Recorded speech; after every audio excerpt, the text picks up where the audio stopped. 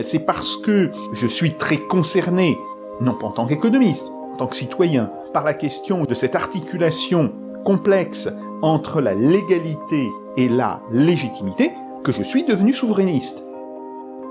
Bonjour à tous et bienvenue sur Atterrissage, le podcast qui explore comment transformer notre modèle de société. Chaque semaine, je vais à la rencontre d'un expert, d'un intellectuel ou d'un militant qui, conscient de l'impasse dans laquelle le modèle actuel nous entraîne, avance des propositions radicales pour le refonder. Aujourd'hui, je rencontre l'économiste Jacques Sapir pour parler de la zone euro, de ses dysfonctionnements et des synergies qui existent entre sortie de la zone euro et transition écologique. Bonjour Jacques Sapir. Bonjour. Merci d'avoir accepté l'invitation d'atterrissage. Dans les précédents épisodes de ce podcast, on a beaucoup parlé de la crise écologique et des politiques ambitieuses qu'il faudrait mener afin d'en sortir. Or, s'il y a un deuxième point commun, en plus de l'écologie, entre toutes ces politiques, c'est leur incompatibilité partielle, voire totale, avec nos institutions actuelles, indépendance de la Banque Centrale Européenne, libre-échange à l'intérieur comme à l'extérieur de la zone euro, concurrence libre et non faussée, liberté de mouvement des capitaux. Prises ensemble, ces politiques rendent difficile le financement massif des investissements verts, pourtant nécessaires, créent du dumping environnemental, interdisent l'allocation de marchés publics pour relocaliser les activités à l'intérieur du territoire, découragent la prise en compte du long terme. Alors même si les penseurs de la transition écologique l'évoquent en général très peu, la question de la sortie de ces carcans institutionnels se pose de manière très forte. Comme vous êtes l'un des principaux économistes français critiques des institutions de la zone euro et plus généralement de la mondialisation, j'avais envie de vous rencontrer afin d'échanger sur les synergies possibles entre, d'une part, la transition écologique, notamment la remise en cause de la croissance, et d'autre part, la sortie de la zone euro. Mais avant de vous poser ma première question, je voudrais commencer par vous présenter un petit peu davantage. Comme je le disais précédemment, vous êtes économiste, directeur d'études à l'École des hautes études en sciences sociales, l'EHESS. Vous êtes un expert de l'économie russe, que vous avez étudié sur les périodes avant, pendant et après la chute de l'URSS. Et à partir du milieu des années 2000, vous soutenez publiquement des positions qu'on dit hétérodoxes, remettant en cause la construction de la monnaie unique européenne et la globalisation. Vous avez écrit un grand nombre d'ouvrages sur ces questions, dont notamment la démondialisation en 2011, faut-il sortir de l'euro en 2012 ? Alors pour commencer, ma première question sera, j'imagine, assez simple pour vous. Pourquoi souhaitez-vous que la France sorte de l'euro ? Alors, si vous voulez, c'est une question qui a plusieurs dimensions. Si d'abord je souhaite que la France sorte de l'euro, et pas plus exactement, si je souhaite la dissolution de la zone euro, c'est pas simplement la sortie de la France, c'est que l'euro ne fonctionne plus du tout, c'est tout simplement parce que je pense que l'euro a, en réalité, accru massivement les divergences entre les pays de l'Union européenne, a plongé plusieurs de ces pays dans une crise de longue durée, et que fondamentalement, l'euro n'est que la reformulation dans les années 1990 d'une vieille idée, mais qui est une idée profondément fausse, qui est l'idée de l'étalon or. En fait, l'euro, d'une certaine manière, fixe à jamais les parités entre les monnaies, parité entre la France et l'Allemagne, entre l'Allemagne et l'Italie, entre la France et l'Italie, etc. Et on sait que ce système ne fonctionne jamais. Que en réalité, où on a une flexibilité au niveau des taux de change, où on doit avoir une flexibilité au niveau des salaires, et d'une certaine manière, les salaires sont beaucoup plus rigides que les taux de change. Les salaires peuvent évidemment être baissés, mais ça a des conséquences économiques extrêmement graves, et donc c'est d'une certaine manière l'ajustement par les taux de change qui fait ce travail et qui le fait bien mieux que toute autre forme d'ajustement. Donc, c'est une première raison, si vous voulez, le fait que la zone euro, aujourd'hui, fonctionne comme fonctionnait le bloc or, qui va, grosso modo, du gouvernement Poincaré après la Première Guerre mondiale jusqu'aux années 32-35, et ce bloc or a éclaté, et ça a été une excellente chose. Il faut que les différents pays retrouvent leur souveraineté monétaire et puissent ajuster leur taux de change. Ça, c'est un premier point.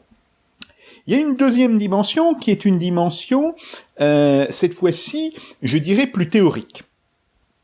C'est le fait que la zone euro implique avec elle des formes de non-contrôle des capitaux, une forme de déréglementation généralisée au niveau financier et bancaire qui est extraordinairement nocive. Alors, cette forme n'est pas intrinsèquement liée à l'existence de l'euro. On sait que l'Allemagne, par exemple, avait soutenu l'absence de contrôle des capitaux, l'absence de forme de réglementation des mouvements de capitaux depuis très longtemps. Bien.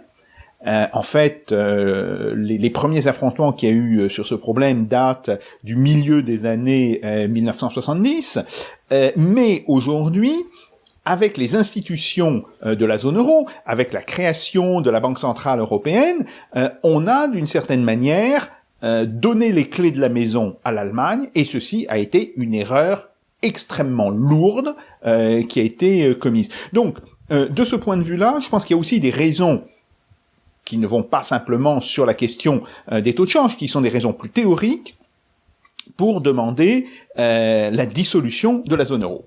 La troisième dimension, c'est une dimension, alors là, qui sera plus politique et qui, en fait, fait référence un petit peu à ce qu'on appelait autrefois, fin du 19e siècle, début du 20e siècle, à l'économie politique, c'est que tout système économique se développe dans un système politique. Ce système politique fonctionne en réalité sur la base de la souveraineté. Et là, il faut, je dirais, critiquer très fortement toutes les conceptions qui disent que la légalité se suffit à elle-même. Alors, non pas que l'état de droit ne soit pas quelque chose d'important, je suis moi-même un grand défenseur de l'état de droit, mais l'état de droit est nécessairement et fondamentalement incomplet, et il faut pouvoir critiquer l'état de droit du point de vue de la légitimité. Alors, si vous voulez, on connaît très bien le problème. C'est le problème que l'on a en 1940.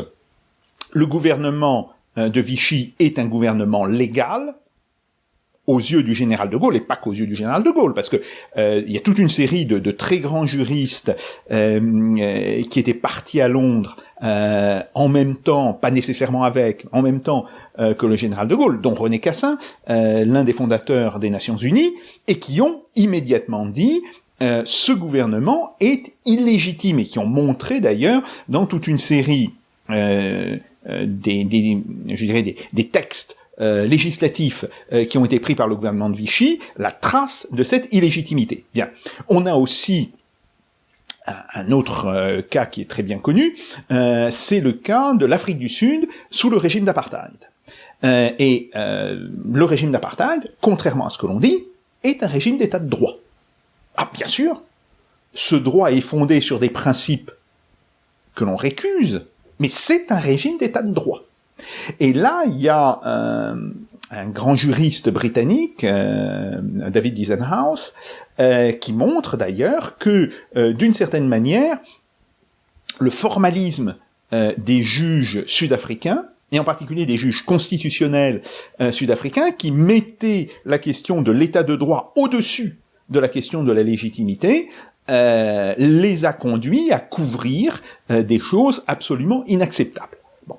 Donc, on voit bien que, de ce point de vue-là, se pose le problème de la légitimité. Or, quelle peut être la légitimité dans un pays qui est dépourvu d'un pan essentiel de sa souveraineté, qui est la souveraineté monétaire? Alors, j'ai des collègues économistes qui disent « Oh, c'est pas grave, parce que la souveraineté monétaire, on ne pouvait plus l'utiliser dans les années 80 et le début des années 90. » Et ils prennent comme exemple, évidemment, la question de l'influence des taux d'intérêt de l'Allemagne sur les taux d'intérêt français. Ah oui, sauf que si on est dans cette situation d'influence, c'est bien parce que le gouvernement français s'est refusé à faire un contrôle des capitaux qui aurait, d'une certaine manière, déconnecté le marché financier français du marché financier allemand. Et donc, on revient à cette question-là.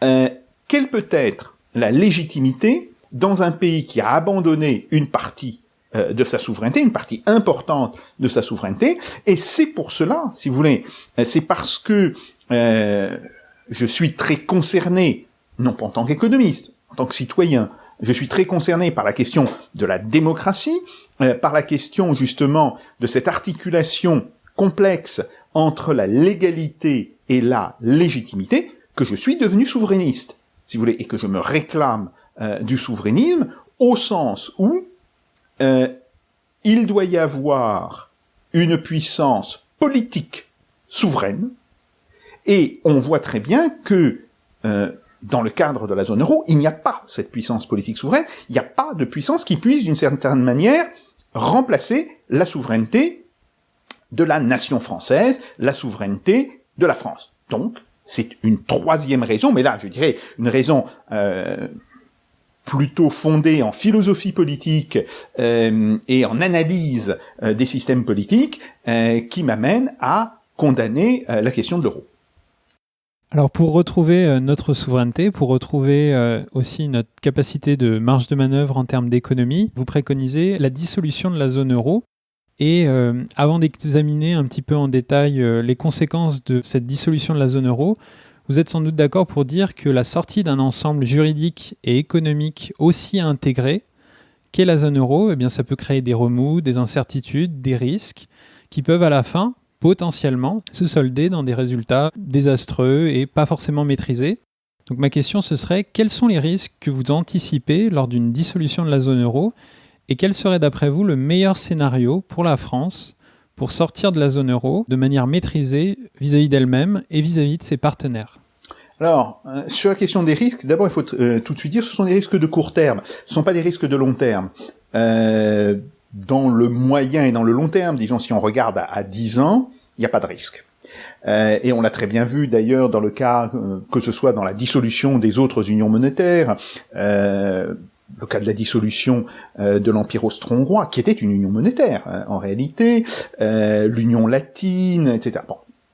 Il peut y avoir des risques pendant 2-3 ans, et ces risques, ils renvoient essentiellement au fait qu'un gouvernement s'engagerait dans cette dissolution à reculons, si vous voulez. Le principal risque viendrait d'un manque de décision par rapport à l'effet de dissolution. Pourquoi ? Parce que aujourd'hui, il faut évidemment bien distinguer ce qui serait la situation optimale d'un point de vue théorique de la situation la plus probable d'un point de vue politique. Alors oui, d'un point de vue théorique, on peut dire, ben voilà, puisqu'il ne peut pas y avoir de budget au niveau de la zone euro, puisque les Allemands ont refusé de fait ce budget, ils ont renvoyé la discussion à 2021, et on sait qu'il y a maintenant un nombre conséquent de pays de la zone euro qui refusent de toutes les manières de discuter de cette question de budget. Donc, bon, là, très clairement, les propositions d'Emmanuel Macron se sont heurtées à un mur, bon, puisqu'on sait qu'il n'existe pas de budget, la seule solution serait une dissolution concertée. Bien. Sauf que les rapports de force politique étant ce qu'ils sont, on voit très mal cette dissolution concertée se produire, parce que pour que cette dissolution concertée puisse avoir lieu, il faudrait qu'il y ait au moins 2 à 3 grands pays qui parlent d'une même voix. Bon. Et aujourd'hui, on ne voit pas, par exemple, le gouvernement français, le gouvernement italien se mettre tout simplement d'accord pour aller dire aux Allemands, écoutez, bon, l'euro c'est fini, donc vous avez le choix, ou nous sortons, ou on dissout tous ensemble l'euro. Bon, ça serait évidemment la meilleure des solutions, mais cette solution, je dois le dire, a très très très très peu de chances de se produire. Donc on sera en présence de solutions impures, de solutions qui sont imparfaites, et ces solutions, ça sera, à mon avis, une nouvelle crise dans la zone euro, autour d'un grand pays, pas d'un pays comme la Grèce, hein, d'un grand pays, bien entendu c'est à l'Italie à laquelle je pense, qui va amener à ce moment-là ce pays de fait à sortir de la zone euro, Et à ce moment-là, le problème sera posé aux autres pays de la zone euro. Qu'est-ce qu'on fait? Parce que, avec l'Italie, c'est quand même la 3e économie. C'est la 3e population. Donc c'est un point important. Et là, on peut penser que le gouvernement français cherchera d'abord à rester dans l'euro, un euro qui, par ailleurs, devrait se réévaluer rapidement, puisque l'Italie n'y sera plus. Les conséquences sur l'économie française de cette stratégie risquent d'être absolument catastrophiques. Une première évaluation montre que la volonté de rester dans la zone euro, ça va provoquer entre 500 000 et 800 000 chômeurs dans ce qu'on appelle les effets dits de premier tour, c'est-à-dire les effets immédiats de perte de compétitivité par rapport à l'Italie, mais que si on regarde évidemment, parce que bien sûr le gouvernement français va réagir, il va chercher à restaurer la compétitivité, et la seule manière de restaurer la compétitivité dans une union monétaire, c'est de baisser les salaires et de baisser les dépenses publiques de manière tout à fait considérable, et à ce moment-là, évidemment, cette baisse des salaires va contraindre de manière très forte la demande en France et va reprovoquer entre 200 000 et 400 000 chômeurs. Donc, si vous voulez, on est face à une perspective tout à fait catastrophique et qui va obliger le gouvernement français, 2 ans après la sortie de l'Italie, de sortir à son tour. Bien. C'est plutôt ça, à mon avis, le véritable risque. Alors après, bien sûr, il peut y avoir même dans le cas d'une dissolution ordonnée, il peut y avoir quelques problèmes techniques, mais ces problèmes techniques, justement parce qu'ils sont techniques, peuvent être parfaitement résolus. Si vous voulez, en réalité, même avec l'existence de l'euro, les monnaies nationales n'ont jamais disparu, en particulier sur la place de Londres. Alors, c'est quelque chose que peu de gens savent, mais il existe toujours une cotation du franc, une cotation du Deutsche Mark, une cotation de la lire. Sauf que, comme il n'y a pas de volume de transactions, ces cotations sont à 0. Mais, concrètement, elles existent toujours dans le système bancaire.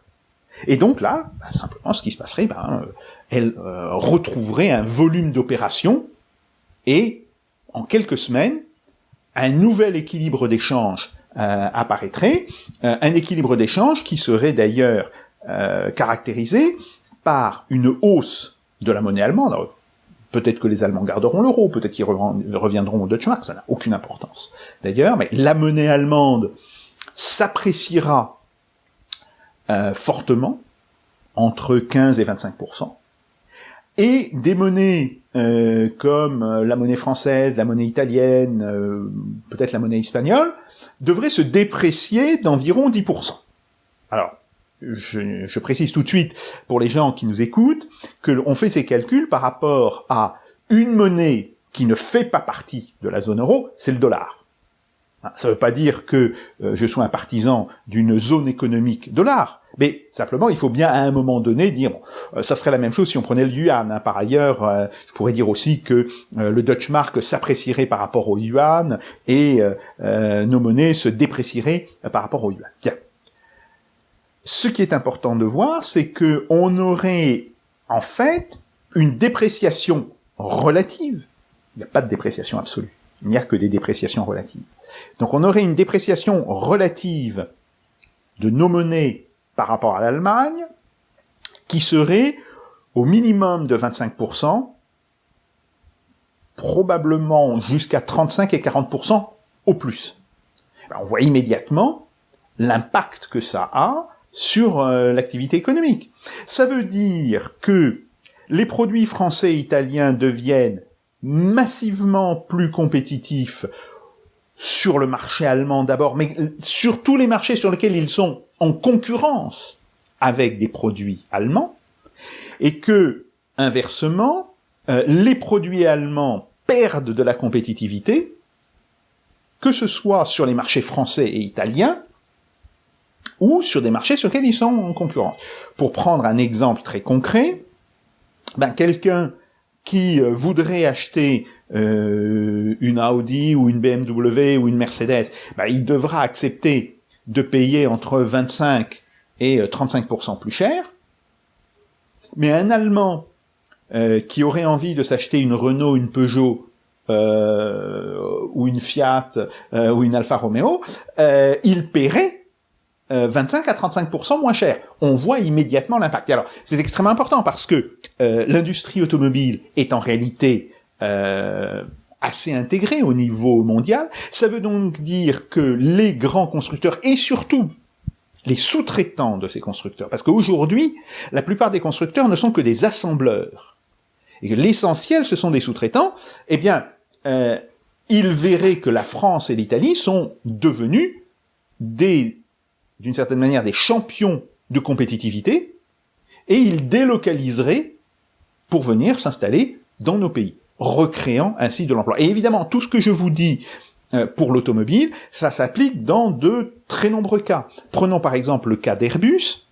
Dans le cas d'Airbus, alors, il faut savoir qu'il y a une partie des produits d'Airbus qui sont produits dans la zone dollar. Là, il y aurait nécessairement une augmentation du coût d'environ 10%, puisque, je répète que par rapport au dollar, on aurait une dépréciation du franc d'environ 10%, ou une dépréciation de la lire d'environ 10%. Bon. Mais, cette appréciation de certains produits, qui font partie de la chaîne Airbus, serait largement compensée par la baisse du coût dans un pays qui est un gros producteur des ensembles d'Airbus, la France, en Italie, et surtout cela inciterait un Airbus qui a développé des lignes de production, des capacités de production en Allemagne, de les ramener en France ou en Italie. Là encore, ça créerait de l'emploi. Alors, maintenant, macroéconomiquement, quel serait l'effet ? Eh bien, l'effet, si vous voulez, nous avons aujourd'hui un solde de la balance commerciale de l'Allemagne qui représente environ 8 à 9% de son produit intérieur brut, c'est-à-dire entre 200 et 240 milliards d'euros.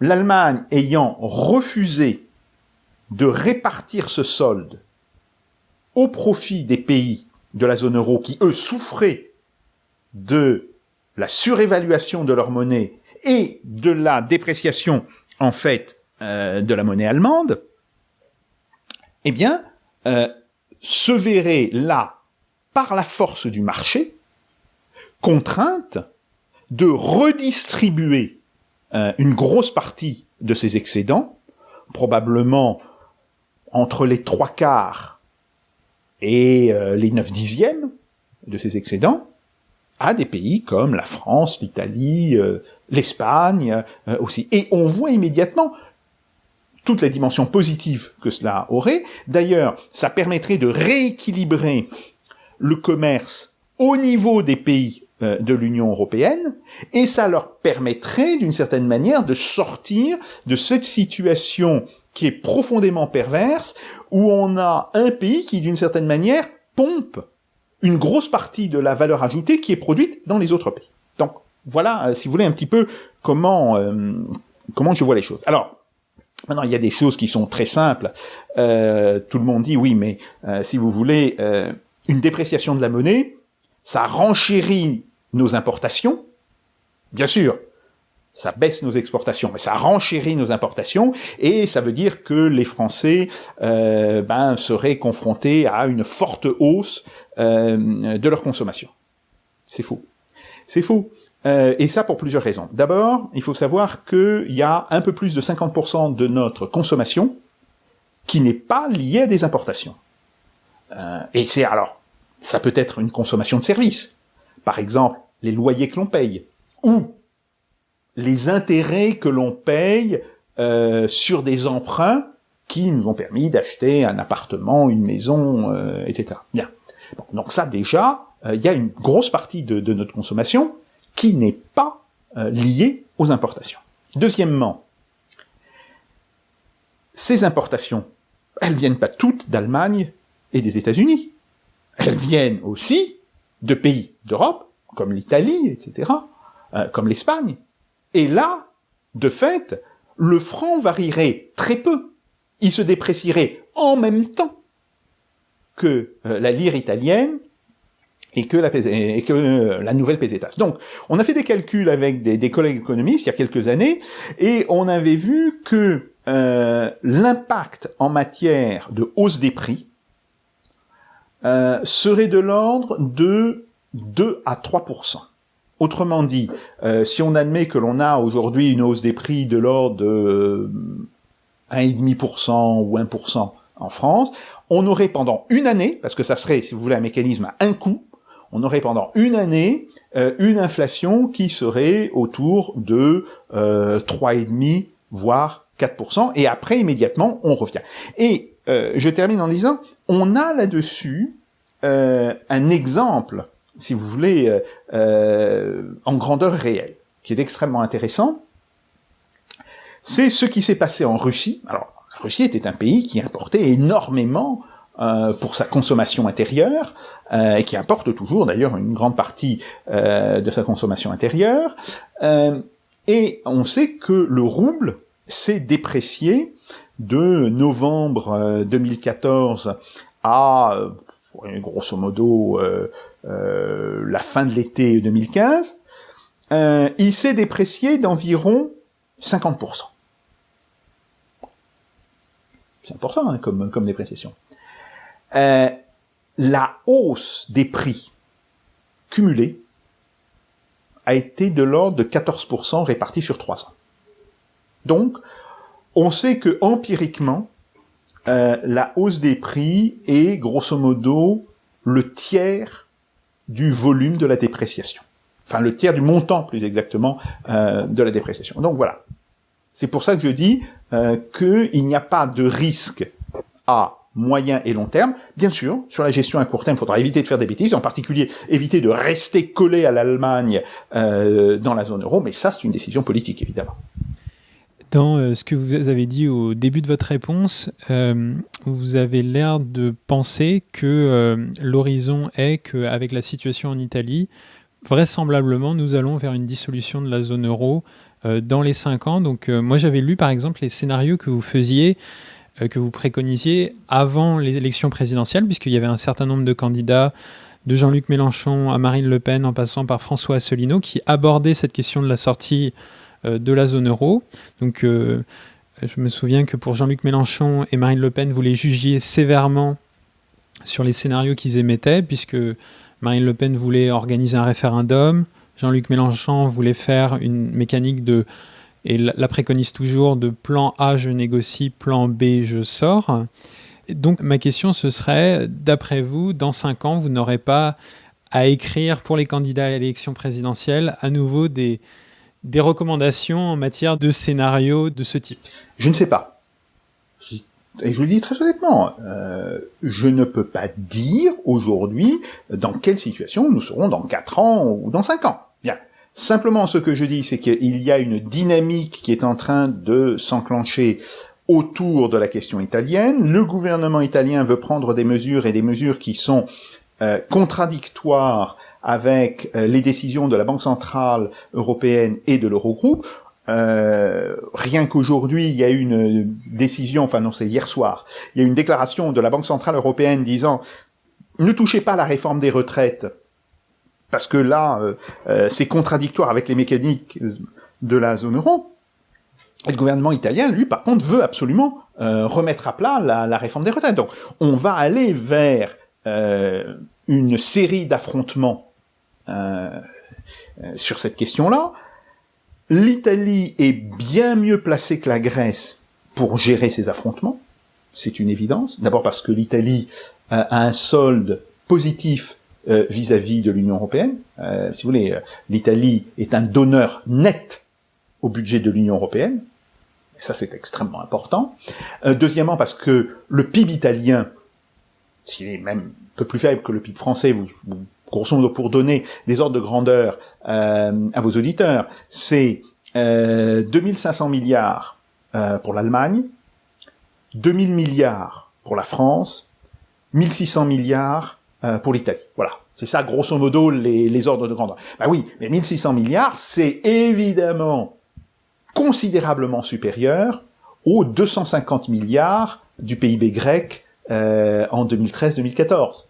Donc, on ne joue pas dans la même catégorie. Ça, j'ai toujours dit, au moment de la crise grecque, bon, la crise grecque, c'est très bien, il y a toute une série de choses qui se passent, qui sont très intéressantes, mais faites attention, il y a un éléphant dans le couloir que personne ne veut voir, ou un éléphant dans la pièce, vous connaissez l'expression américaine « elephant in the room », c'est l'Italie. Et le problème de l'Italie est évidemment considérablement plus important que la question de la crise. Bon, okay. Alors, pour revenir là-dessus, je pense qu'il y a j'ai une attitude différente par rapport aux propositions, par exemple, de Jean-Luc Mélenchon et celle de Marine Le Pen. Jean-Luc Mélenchon propose une articulation plan A, plan B, qui ne me semble pas sotte, mais il faut savoir que la durée de vie du plan A devrait être très courte. C'est-à-dire que, et d'ailleurs, c'est par exemple le problème sur la dissolution. Admettons un gouvernement dirigé par Jean-Luc Mélenchon. Le gouvernement de Jean-Luc Mélenchon propose à ses partenaires de la zone euro une dissolution concertée. Ou plus exactement, là. Soit vous acceptez de faire un vrai budget commun au niveau de la zone euro. Budget de l'ordre de 300 à 350 milliards d'euros par an, qui devra être utilisé essentiellement pour reconstruire des capacités économiques, industrielles, sociales, etc., dans les pays qui ont le plus souffert de l'euro. Bon. Vous voulez pas de budget? Très bien. On dissout la zone. Mais quand vous dites on dissout la zone, vous dites oui, je vous laisse une semaine pour y réfléchir, mais pas plus. Il faut pas que ça s'étende sur des périodes de 18 mois, 2 ans, etc. Donc voilà. Sur cette question... Sinon, le problème, ce serait les marchés. Ça serait les marchés, et puis surtout, ça serait le fait qu'on risquerait de s'enliser dans une espèce de négociation sans fin. Non, il faut dire, voilà, oui, voulez-vous dissoudre la zone euro? Et on comprend que vous ayez besoin de discuter entre vous. Enfin bon, c'est une discussion que vous pouvez avoir en une semaine, hein, pas plus. Bon. Et après, on fait les comptes. Bah, si vous voulez pas, nous on sort et on applique le plan B. Bon, ça c'est... Sur la question de Madame Marine Le Pen, le problème c'était un référendum sur l'euro. Un référendum sur l'euro, c'est absurde. C'est absurde parce qu'alors là, c'est la meilleure des solutions pour provoquer une crise de spéculation massive. Donc là, si vous voulez, je dis au fou. Ça c'est très clair. Bon, après on a eu aussi la solution qui consistait à dire ah oui, je suis pas pour l'euro mais je suis pour créer 2 monnaies. Alors là encore, des systèmes monétaires avec 2 monnaies circulant simultanément, ça existe, ça a existé. Pas très souvent, mais ça a existé. Bien. Enfin, il faut savoir que c'est extrêmement instable et que par ailleurs, ça implique d'emblée de bien maîtriser les choses et que le gouvernement qui se décide à créer cette 2e monnaie comprenne que ce n'est qu'une phase transitoire pour la sortie de l'euro. Bon. Madame Marine Le Pen sort cette proposition entre les 2 tours. N'y a visiblement pas réfléchi, n'a visiblement pas écouté ces économistes qui auraient pu lui expliquer, je pense. Voilà, oui, on peut le faire, mais dans telle et telle condition, etc. Bon, et évidemment, sur l'histoire de ces 2 monnaies, elle se fait, mais démolir par Emmanuel Macron lors du débat. Bon, je n'en dirai pas plus, mais si vous voulez, on est aujourd'hui confronté au fait que, comme on refuse d'avoir un débat sérieux sur la question de la sortie de l'euro, on alimente toute une série de peurs irrationnelles. Ça, c'est un premier point. Et deuxièmement, on ne discute pas des moyens pour sortir de l'euro. Parce que il y a plusieurs voies de sortie. Alors, il y a la voie concertée. Je n'y crois pas beaucoup, mais nous serions fous de ne pas l'étudier.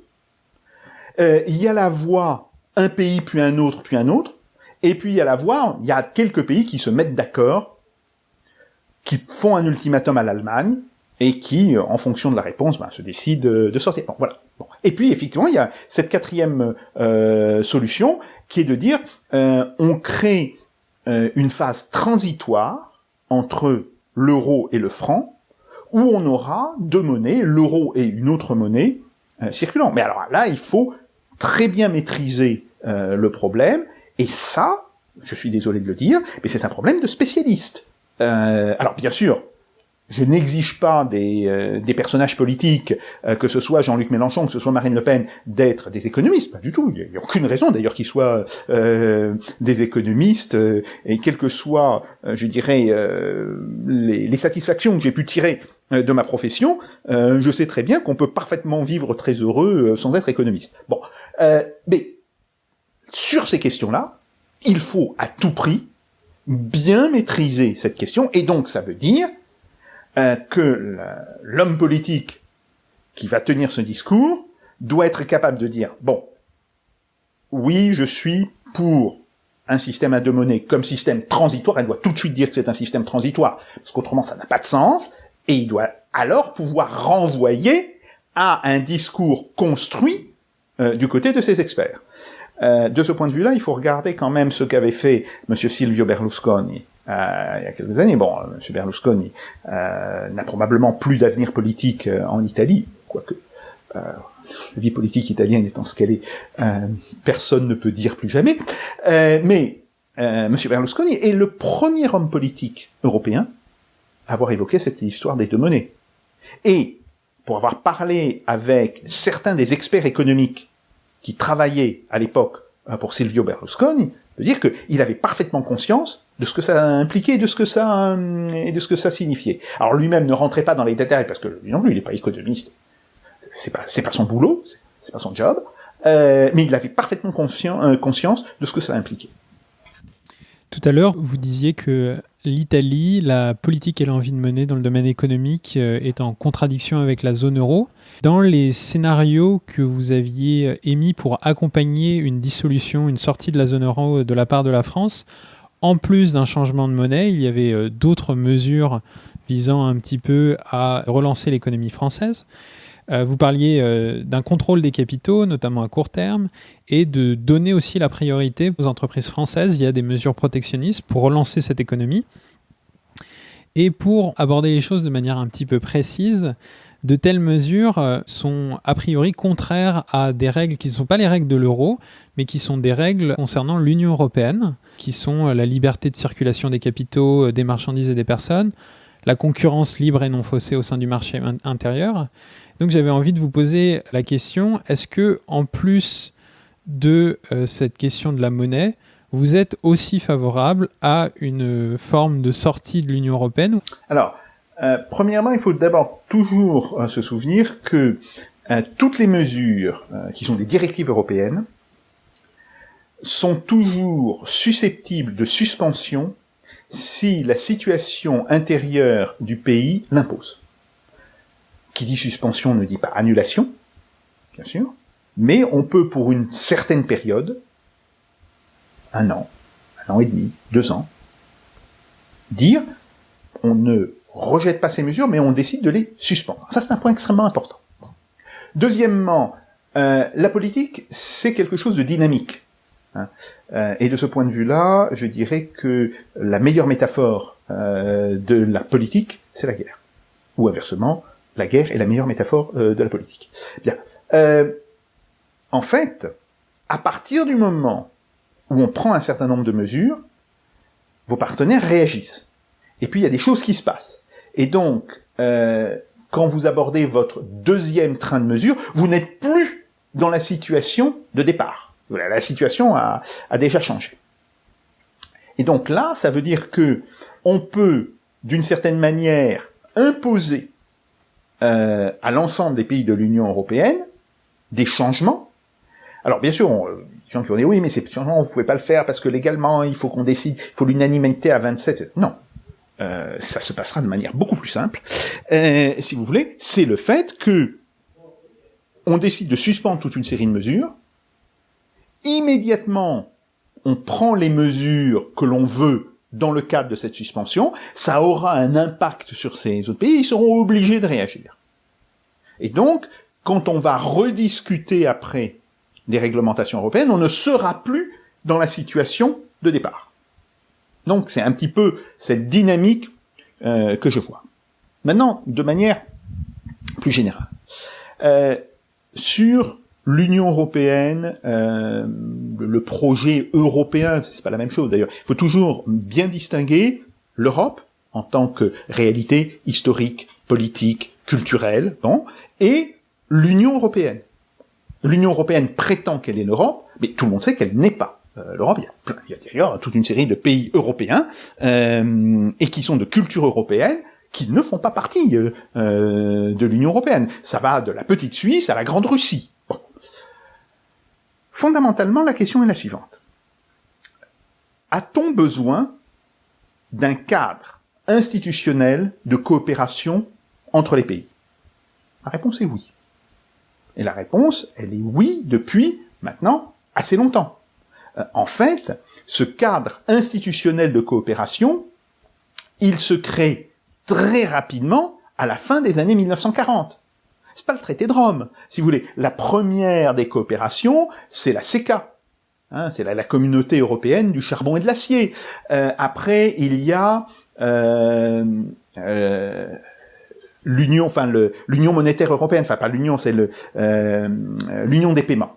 L'union des paiements, qui était un système où chaque pays avait sa propre monnaie, pouvait déprécier sa propre monnaie, mais il le faisait de manière régulière, c'est-à-dire tous les 6 mois ou tous les ans, on regardait le solde des balances commerciales et on ne réglait d'ailleurs les soldes de transfert qu'à la fin de l'année. On ne les réglait pas au moment de chaque transaction, mais on faisait la compensation de toutes les transactions, on réglait ça en fin. Tous ces systèmes ont existé. Il faut le rappeler, et ils ont existé avant le traité de Rome. Donc, si on dit oui, mais vous pouvez pas retourner dans une situation où chaque pays serait une île. Bah, oui, bien sûr. Raisonner comme ça n'a pas beaucoup de sens. Bon. Maintenant, l'autre chose, c'est de dire est-ce que pour constituer ce cadre de coopération, il faut avoir nécessairement les 27 pays au même niveau? Et je réponds non. D'ailleurs, parce qu'il y a certaines coopérations où on voit bien qu'elles ne concernent que certains pays. Prenons le cas de la gestion du Rhin. Les Hollandais se plaignent de la pollution allemande. Les Allemands se plaignent de la pollution française. C'est pas complètement faux, il y avait les potasses d'Alsace, à l'époque, hein, je parle dans les années 50 et dans les années 60. Bon. Et les Français disent « Ah oui, mais il y a les Suisses derrière !» Donc ça veut dire qu'il a fallu instaurer une autorité de coopération qui rassemblait l'ensemble des pays concernés par la question du Rhin. On voit bien. Et ça, c'est pas les 27 pays. C'est grosso modo la Suisse, la France, l'Allemagne, les Pays-Bas. Nous prenons maintenant la question des migrants. Ça veut dire qu'il faut avoir une coopération entre les pays qui ont des côtes méditerranéennes. D'ailleurs, il y a un ministre belge qui a fait cette déclaration qui est extrêmement intéressante. Il va dire oui, nous on n'est pas concernés, on n'a pas de port sur la Méditerranée. Alors, on va lui dire 2 choses une. Ou tu es membre de l'Union européenne et tu es concerné, ou alors tu considères que c'est pas un problème de l'Union européenne, que c'est un problème uniquement des pays côtiers. Ben à ce cas-là, il faut que tu laisses les pays côtiers s'entendre ensemble. Il faut que tu laisses l'Espagne, la France, l'Italie, la Grèce aboutir à une forme d'entente sur cette question-là. Donc ça veut dire que, concrètement, le cadre de l'Union européenne n'est pas le cadre pertinent pour gérer toute une série de problèmes, et que la structure institutionnelle de l'Union européenne ne permet pas la bonne gestion. Dernier point. Les dirigeants européens, que ce soit M. Juncker, que ce soit M. Tusk, etc., se gargarisent de ce qu'ils appellent les grands programmes européens. Et qu'est-ce qu'ils disent? Qu'est-ce qu'ils donnent comme grands programmes? Arianespace et Airbus. Sauf que, là, en tant qu'économiste, et spécialiste un petit peu des technologies de l'aérospatiale, ce qui a été pendant tout un temps une de mes sphères de compétences, je peux leur dire, attendez, Airbus n'a jamais été une création de l'Union européenne, ni même d'ailleurs de la CE. Airbus, c'est fondamentalement un accord passé entre l'industrie aéronautique française et l'industrie aéronautique allemande, ouvert à l'industrie aéronautique italienne et à l'industrie aéronautique espagnole, et bien après, dans lequel des industriels britanniques, contre leur gouvernement, ont décidé de s'associer. Donc, on a eu une union des industriels, mais pas des gouvernements. Bon. Si je prends maintenant le cas d'Arianespace. Arianespace, vous êtes un petit peu jeune pour pour savoir l'histoire de comment ça s'est passé, mais il y a eu un premier programme spatial européen, la fusée Europa. 5 ou 6 tirs, autant d'échecs. Et les ingénieurs français ont très vite identifié la raison. Ils n'étaient pas les seuls d'ailleurs. Ils ont dit il y a des échecs constamment parce qu'il n'y a pas de maître d'œuvre.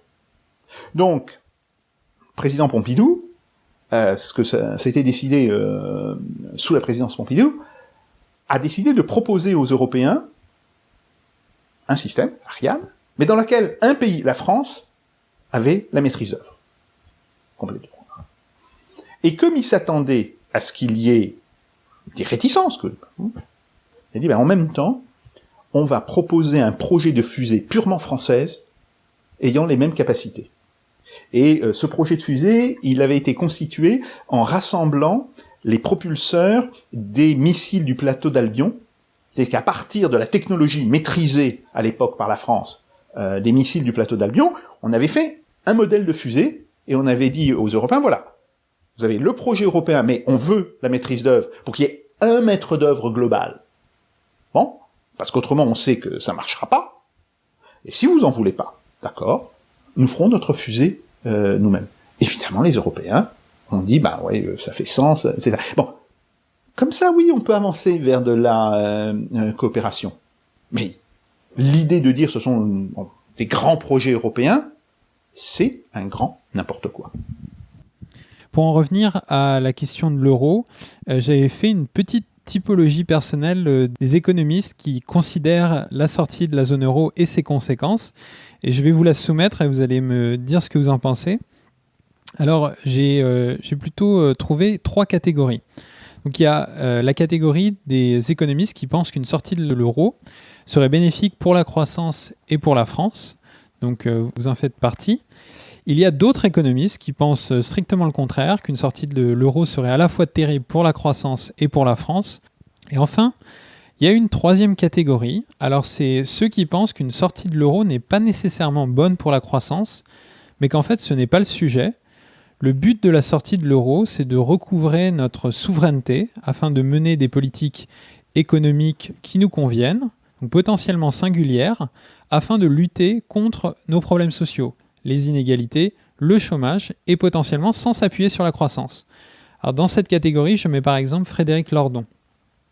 Et je voudrais savoir, comment vous situez-vous par rapport à cette 3e catégorie qui assume la possible décroissance économique que pourrait entraîner une sortie de l'euro, mais assume celle-ci car c'est la seule voie en fait pour récupérer notre souveraineté au marché et qui est la condition nécessaire pour mener des politiques progressistes?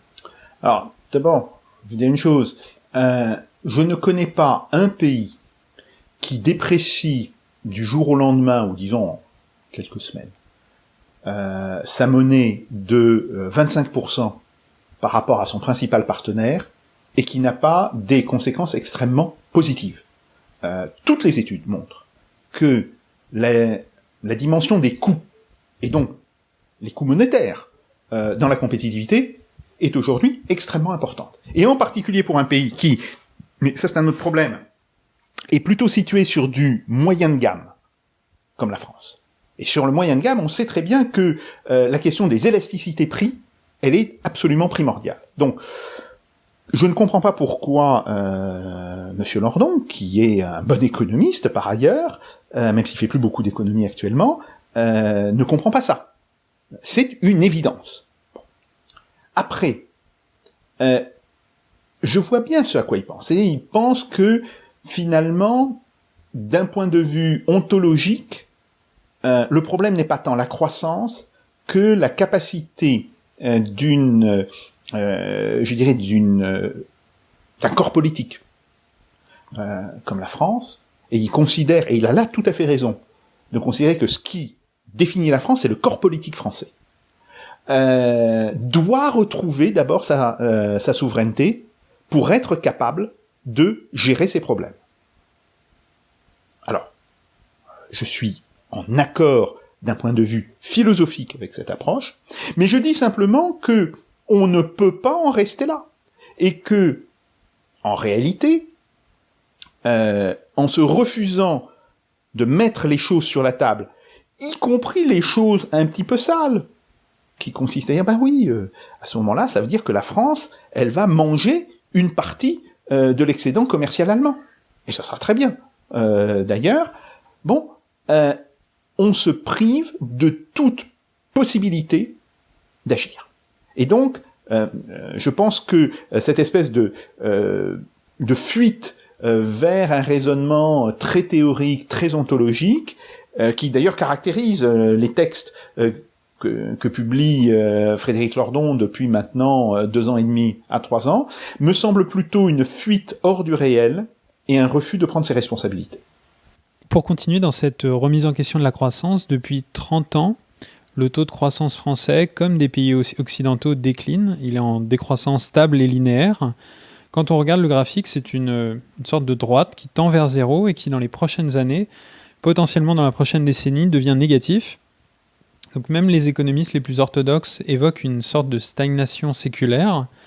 Et leur constat converge en fait avec d'autres économistes, les économistes écologiques des années 70, comme les économistes du Club de Rome, qui prédisaient des limites à la croissance. Alors, si dans un premier temps, via une dévaluation, on peut stimuler une croissance de court terme, est-ce que, étant donné ces éléments contextuels lourds, tendanciels, est-ce que dans cette mesure, ne pensez-vous pas que la notion de croissance économique est en train de devenir obsolète ?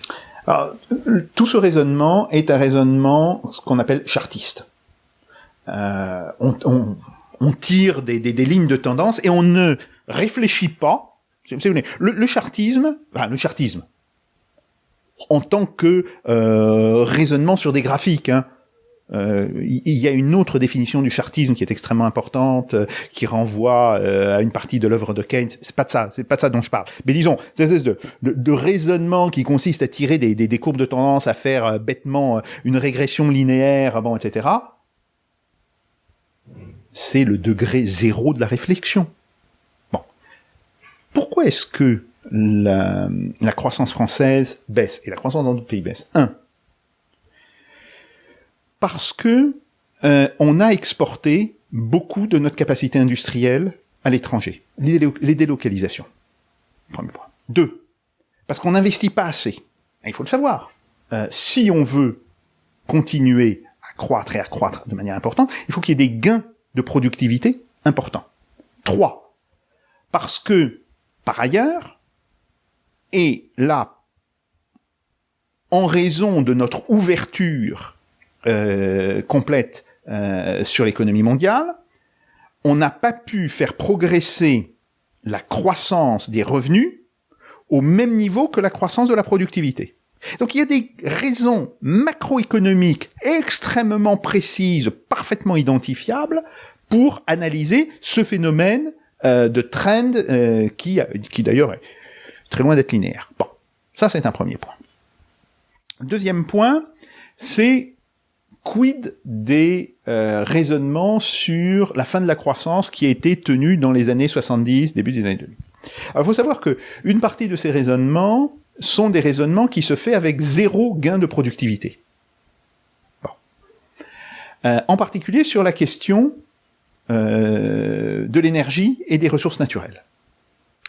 Sur l'énergie, on a commencé à dire « Ah mais, dans 20 ans, il n'y aura plus de pétrole. Dans 30 ans, il n'y aura plus de pétrole. » C'est une immense connerie. Il y aura toujours du pétrole.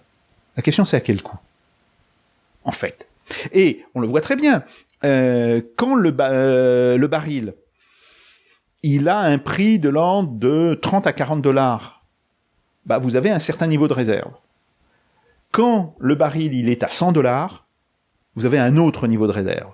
Et quand le baril, il est à 140 $, vous avez encore un autre niveau de réserve. Donc, le premier point, et ça il faut le dire, c'est que on est très loin d'un épuisement physique des ressources.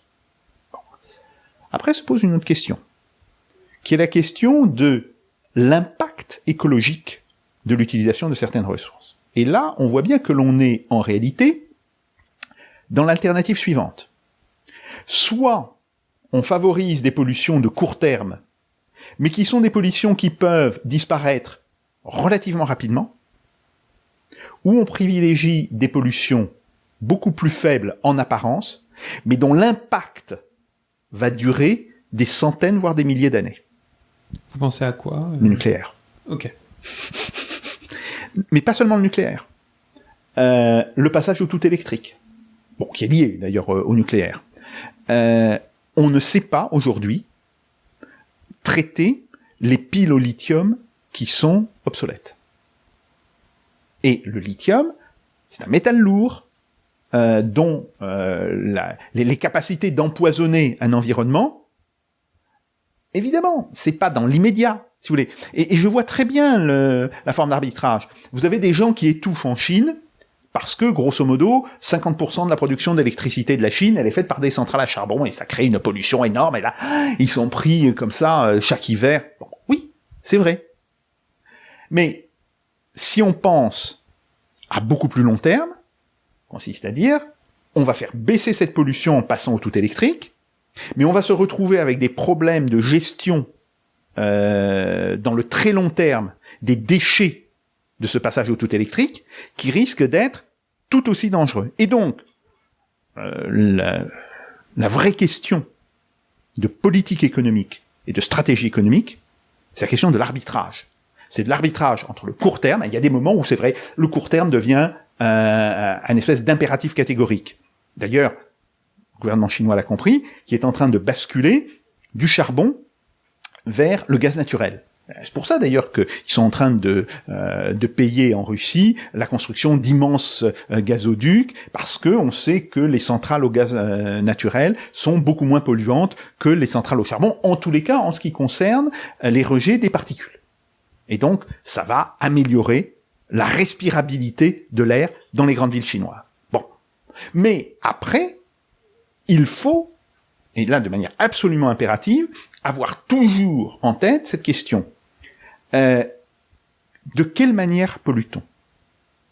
Alors on peut très bien polluer très peu dans l'immédiat, mais avec des conséquences qui peuvent être très lourdes à long terme, comme on peut polluer de manière importante dans l'immédiat, mais avec des conséquences qui pourraient être assez légères dans le moyen terme.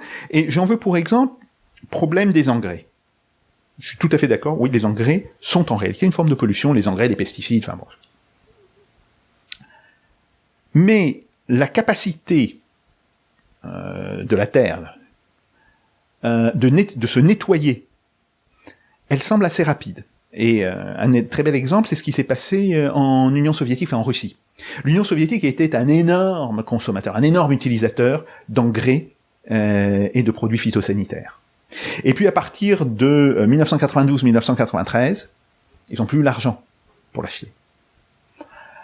Et quand on a fait une mission à Stavropol en 2002, donc 10 ans.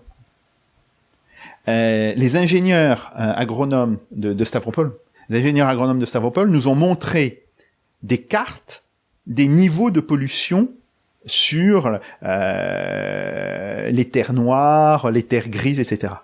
La pollution était pratiquement zéro. Ce qui veut dire qu'en 10 ans, vous pouvez nettoyer complètement un territoire. Alors, je ne dis pas qu'il faut passer du tout au rien, ce qui s'est passé concrètement en Russie, bon, mais je dis simplement que là, on est confronté à des pollutions qui sont plus facilement gérables que le problème des déchets nucléaires. Et le problème des déchets nucléaires, pour l'instant, on ne sait pas quoi en faire. Oui, bon d'accord, on va les enterrer à Bure. So what? Ça va tenir combien de temps, Bure? Alors on dit, ah oui, il y en a, Bure c'est sûr pour des centaines d'années. Mais là-dedans, vous allez mettre des choses dont la durée de demi-vie est de milliers d'années. Voire de millions pour certains. Mais bon, on voit bien où se pose le problème. Il y a aussi la question du réchauffement climatique qui est ni dans le court terme, ni dans le très long terme, mais dans le moyen terme, quand même, les 10 000 prochaines années, potentiellement, le réchauffement climatique peut avoir des effets qui vont s'allonger pendant 10 000 ans, qui est un peu au milieu du gué. Alors, oui et non. D'abord, il faut faire très attention sur les causes humaines et les causes non humaines du réchauffement climatique. Je pense qu'on est confronté aujourd'hui à ces deux problèmes. Bien sûr, il y a à l'évidence des causes humaines, mais il faut faire attention, il n'y a pas que des causes humaines. Et on le sait parce que la Terre a déjà connu des périodes de réchauffement et des périodes de refroidissement. En réalité, il n'y a pas une température constante de la Terre. Cette température a fortement varié dans le passé. Vous savez que le dernier âge de glace, par rapport auquel d'ailleurs on a tendance à raisonner comme une norme, mais c'est pas une norme, c'était considéré comme un âge de glace, il s'est produit à la fin du règne de Louis XIV et au début de la période de la Régence en France. Bon. Et à cette époque-là, on voit que il y a eu un refroidissement climatique assez important. D'ailleurs, dans les mémoires de Saint-Simon, on vous dit que le roi est absolument triste du fait qu'une partie de ses bouteilles de vin ont gelé dans les caves à Versailles. Ce qui dit quand même ce que c'était. Bon. Aujourd'hui, on est face à une période de réchauffement qui est certainement due aux émissions de CO2, mais qui n'est pas que due aux émissions de CO2. Et donc il faut faire, là je pense, extrêmement attention. Alors en tant que scientifique, je suis assez gêné du fait que le GIEC fonctionne sur le consensus. Parce que dans aucune science, le consensus n'est une base de vérité absolue. Dans aucune. Mais c'est comme ça que les scientifiques fonctionnent pour, la publication des résultats et la vérification des résultats. C'est un mode de fonctionnement de la communauté scientifique. Exactement. C'est un mode de fonctionnement. Ce n'est pas une vérité, mais c'est un mode de fonctionnement. C'est un mode de fonctionnement. Mais il faut être aussi critique par rapport à ce mode de fonctionnement. Parce que si on partait sur ce mode de fonctionnement, si on avait eu l'équivalent d'un GIEC en biologie dans les années 1830, on n'aurait jamais admis la présence des microbes. On en serait encore à la thèse de la génération spontanée. Il faut toujours savoir que au départ, on a une idée, on a une découverte scientifique qui est assez minoritaire au sein de la communauté scientifique donnée, et elle va progressivement prendre de la force, elle va à son tour devenir une vérité. Mais faut faire très attention. Hein. Si on avait utilisé les méthodes du GIEC, on en serait encore à croire que les maladies sont créées par des organismes qui viennent de la génération spontanée. Vous pensez par exemple à Copernic ou Galilée qui allaient à l'inverse? Oui, tout à fait, mais je vous dis des choses... Est-ce qu'il y a des scientifiques qui incarnent une autre explication du réchauffement climatique Il y a des gens, et je sais qu'il y a des... appuyés sur des résultats... Étant membre de l'Académie des sciences de Russie, j'ai rencontré un certain nombre de scientifiques et qui tous disent oui, il est évident qu'il y a une dimension humaine hein, dans des activités humaines. Mais l'ampleur du réchauffement climatique est trop important pour que ce soit uniquement lié à l'activité humaine. Et qui se pose la question de savoir qu'est-ce qui détermine réellement ces cycles. Alors, évidemment, si on est dans une période de réchauffement pour des raisons non humaines, en plus l'activité humaine venant jouer là-dessus, ça peut être tout à fait dramatique. Alors ça, je suis, mais il faut quand même là avoir l'honnêteté. Vous doutez un peu. Enfin, c'est pas que je doute, je dis simplement, on ne peut pas attribuer à une seule cause un changement de cette importance. Et ça, c'est un point qui, lui, me semble extrêmement important. Alors, ça ne veut pas dire qu'il ne faut pas lutter contre les causes humaines, et ce d'autant plus que on peut penser qu'il y a des causes non humaines. Et je dirais, quand vous avez une voiture qui est en train d'accélérer, spontanément, parce qu'elle est par exemple dans une descente, si en plus vous appuyez sur l'accélérateur, c'est un peu fou.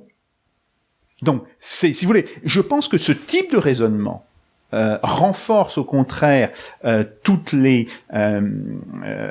raisonnements qui sont pour freiner les activités qui produisent fortement du réchauffement climatique.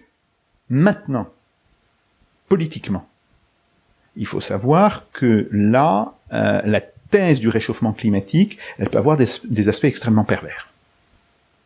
Et elle va s'imposer à toute une série de pays sur le thème « Restez dans votre sous-développement, vous n'aurez jamais notre niveau de développement ». Et ça, ce raisonnement, il est inécoutable. Et donc, il faut en avoir tout à fait conscience. En économie, on dit souvent, par exemple, que corrélation n'est pas causalité, oui. Mais avec les montées en flèche d'émissions de CO2 et en même temps, avec un petit décalage temporaire, cette montée en flèche des températures après année à année, c'est ça qui est très convaincant dans le réchauffement climatique de son origine humaine. Non, si vous voulez, ce qui est convaincant, c'est le fait que oui, effectivement, on voit bien que à la louche, les émissions de CO2 ont fortement augmenté depuis un siècle et demi, et on est sur une histoire de réchauffement climatique. Maintenant, il faut savoir que le réchauffement climatique semble aller beaucoup plus vite que ce qu'avaient prévu les modèles. Ce qui est un argument pour dire il n'y a pas que des causes liées à l'activité humaine. Pour terminer, vous qui êtes passionné d'histoire, connaissez-vous un livre qui s'appelle « L'effondrement des sociétés complexes » de Joseph Tainter. Ouais. Et de sa thèse comme quoi toute société, pour résoudre les problèmes, va investir dans la complexité, c'est-à-dire mettre au point des procédés toujours plus complexes, des technologies toujours plus complexes, des organisations économiques et politiques toujours plus complexes, mais qu'au fur et à mesure, le coût de cette complexité augmente, plus vite que les bénéfices qu'on en tire, si bien qu'à un moment, la société n'a plus intérêt à augmenter la complexité, mais au contraire à la réduire. Donc, il se passe un processus de simplification, qu'on peut aussi désigner comme un processus d'effondrement. Les empires romains, mayas, aztèques sont passés par ces phases. Plus récemment, la Russie, avec la fin de l'URSS, a elle aussi connu un processus de simplification, d'effondrement. Et aujourd'hui, quand on voit les dynamiques mondiales, le retour en force des régionalismes en Catalogne, en Écosse, l'aspiration au protectionnisme, à la sortie de l'euro, à la démondialisation dans lequel un intellectuel comme vous s'inscrit, pensez-vous que nous sommes également à la veille d'un effondrement au sens d'un processus de simplification politico-économique ? Alors, c'est quelque chose qui a été exprimé sous une autre manière, hein, mais il y a très longtemps. Je me rappelle, dans mes études au lycée, notre professeur de physique nous avait d'ailleurs parlé de ce rapport entre l'ordre et le désordre. Bon, en termes physiques, il dit voilà, toute société est confrontée au problème de l'accroissement, quand elle accroît sa superficie, de l'accroissement du coût de l'ordre, parce qu'à ce moment-là, le désordre s'accroît aussi de manière plus qu'exponentielle. Donc, c'est un petit peu cette idée qui est redécouverte aujourd'hui. C'est aussi Malthus, les ressources, les contraintes écologiques qui grandissent. C'est différent. Là, je pense que c'est différent. C'est vraiment... Non, parce qu'il y a plusieurs idées concurrentes, mais il ne faut pas les confondre. Il y a l'histoire des rendements marginaux décroissants. Oui, tout à fait. C'est-à-dire que de plus en plus, ils rétrécissent. Mais on sait que c'est pas vrai. Et on sait que ça, c'est pas vrai. Donc, si vous voulez, déjà, on peut écarter ça. Que voulez-vous dire par on sait que ce n'est pas vrai Dans un certain cas, dans quel contexte exactement? C'est pas vrai dans l'industrie, c'est même pas vrai dans l'agriculture, etc. À cause de l'augmentation de la productivité. Tout à fait. Et des rendements. Et cette productivité n'est-elle pas en train, elle aussi, d'avoir des rendements marginaux décroissants? Alors, quand cette productivité est obtenue essentiellement par de la chimie, oui. Oui, tout à fait. D'ailleurs, j'enseignais ça dans les années 80 à Nanterre. On a des modèles de croissance, on a des modèles mathématiques qui montrent que quand on rajoute trop d'un facteur, ça fait baisser le rendement à l'échelle. Oui. Si vous voulez, c'est pas une découverte, hein, c'est des choses que les économistes savent depuis assez longtemps. Bon, mais je pense que oui, il y a un vrai problème, qui est le problème ordre chaos. Et de ce point de vue-là, il y a quelque chose qui est très important, c'est le coût de l'information. Alors, le coût technique, le coût monétaire, tout ce qu'on fait. L'Empire romain s'effondre parce qu'il est devenu trop grand par rapport à sa maîtrise des moyens d'information. Classique. Si vous voulez, c'est absolument classique. Si, par exemple, les Romains avaient simplement connu le télégraphe chape, même pas de l'électricité, ils auraient peut-être pu tenir 200 ou 300 ans de plus, facilement. Parce que, à l'époque, quand il se passait quelque chose sur la frontière avec les Germains, sur le Limès, il fallait 3 semaines pour que l'information arrive à Rome. Donc ça c'est un vrai problème. Bon, ça c'est un premier point. Après, il y a un autre problème, qui est l'inverse, mais qui en fait relève de la même problématique. Admettons que vous soyez dans une situation où toutes les informations sont immédiatement disponibles. C'est-à-dire que voilà, il n'y a plus de coût de l'information, grosso modo la société de l'Internet. Mais se pose la question de savoir quelle est l'information pertinente. Et ça veut dire qu'il faut que vous investissiez en capacité de traitement et pas simplement en capacité de transfert d'informations. Là aussi, les économistes feraient bien de regarder les travaux qui ont été faits dans le domaine militaire sur la question du rapport signal-bruit, sur la guerre électronique. Parce qu'aujourd'hui, on sait très bien que ce qui est important, c'est pas d'avoir le radar le plus puissant, mais d'avoir le radar qui soit le plus discriminant possible. Ben voilà, on est tout à fait dans ce type de logique.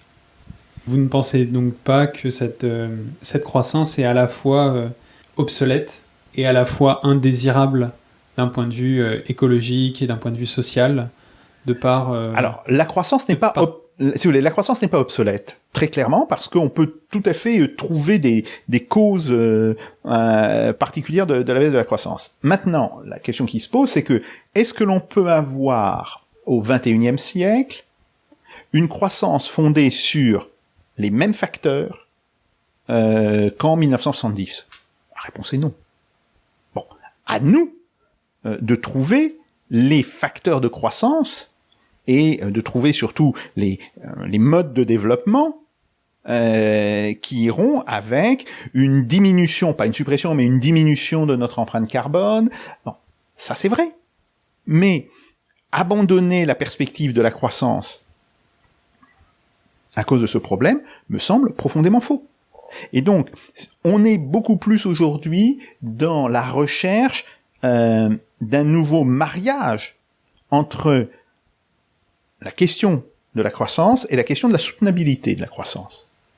Mais je pense que on continuera à croître, et peut-être à croître assez vite dans les 50 ou les 100 ans qui viennent. A priori, nous divergeons sur ce point, ou en tout cas, nous écoutons les arguments des uns et des autres. J'avais envie de vous demander un petit exercice de pensée, comme vous êtes également un connaisseur de l'économie russe, et pendant la période avant et après l'URSS, vous qui avez étudié cette économie dans sa phase de descente de la complexité, que recommanderiez-vous de faire si jamais on doit admettre qu'on va au-devant d'une période de descente de complexité, consommation énergétique, d'activité économique, c'est-à-dire quels sont les éléments sur lesquels la Russie a pu s'appuyer pendant cette phase et quelles sont au contraire les choses qui ont déstabilisé la Russie lors de cette phase? Alors, fondamentalement, dans la phase disons, dans la première période de la transition, celle qui va de 1991 à 1998, on est confronté à un phénomène de primitivisation de l'économie russe, de l'économie et de la société. Et face à cette primitivisation, il faut reconstruire des institutions, mais avec un principe qui à mon avis est toujours valide, faites simple, faites robuste. Et ça, c'est un conseil que je donne en permanence. C'est un conseil que je donne en permanence parce que, si vous voulez, je l'ai vécu en pratique. Ça ne sert strictement à rien de tenter de construire des usines à gaz que l'on aura énormément de mal à faire fonctionner. Il vaut beaucoup mieux s'appuyer sur des choses qui sont robustes, qui sont relativement simples, qui sont contrôlables par les individus. Parce que la pire cause de crise dans une société, c'est quand les individus se sentent dépossédés de leurs moyens de contrôle. Et là, vous avez des réactions qui sont extraordinairement violentes. Donc, je pense qu'il faut penser la question de la démocratie, mais là encore la penser en des termes relativement simples, avoir toujours des réserves de flexibilité au sein des institutions de manière à leur assurer une robustesse et une résilience importante. Et vous savez, quand je faisais mon service militaire, bon, là, vous êtes économiste, vous avez fait des maths, ouais, j'ai fait des maths. Vous allez vous occuper de l'ordinateur de tir de mortier. Bon. Et j'arrive devant le sergent qui me dit bon, la conduite de tir par ordinateur, vous la ramenez au magasin. Moi, ce que je fais, c'est je monte mon mortier, je tire une charge trop loin, je raccourcis la portée trop court, la troisième charge sera juste sur la tête du gars d'en face, et en plus, comme il y aura les deux autres, il aura baissé la tête. Et ça, si vous voulez, vous dites, ouais, c'est un peu primitif comme pensée, mais il faut bien y réfléchir. C'est par moment, ça fonctionne. Merci Jacques Sapir pour cet entretien. Si les auditeurs ont envie d'en savoir plus sur vos travaux concernant la sortie de l'euro ou la démondialisation, vers quoi les conseillez-vous de se diriger ? Alors, sur mes ouvrages, vous voulez ? Oui. Alors, sur la démondialisation, évidemment, il y a mon livre. Vous avez toute une série d'articles. Je dirais que c'est plutôt sur la sortie de l'euro. Vous avez un très bon article qui vient de paraître dans la revue de l'OFCE, paru d'ailleurs dans le numéro 156 de l'OFCE, et qui explique très bien pourquoi l'euro est en crise. Donc ça, c'est un bon article. Alors bien sûr, c'est un article un petit peu pointu, mais ça reste un bon article. Et puis, je dirais, vos auditeurs auraient toujours un grand profit à tirer de la relecture de mon livre de 2000, Les trous noirs de la science économique, parce que ce que je dis dedans, c'est le fondement de tout ce que j'ai dit après, que ce soit sur la mondialisation et la démondialisation, ou que ce soit sur l'euro. Merci beaucoup Jacques Sapir. Si.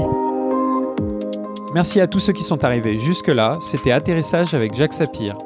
Si cet épisode vous a donné envie d'en savoir plus sur la sortie de l'euro, je vous invite à lire les livres mentionnés pendant l'entretien, ou à suivre Jacques Sapir sur Twitter, où il est très actif. Enfin, si cet épisode vous a plu, vous pouvez m'aider à lui donner plus de visibilité de deux manières. Tout d'abord, en mettant un pouce sur YouTube, et ensuite en laissant un avis positif et 5 étoiles sur votre plateforme de podcast préférée. Apple Podcast sur iPhone ou Podcast Addict sur Android. Merci à tous et à la semaine prochaine.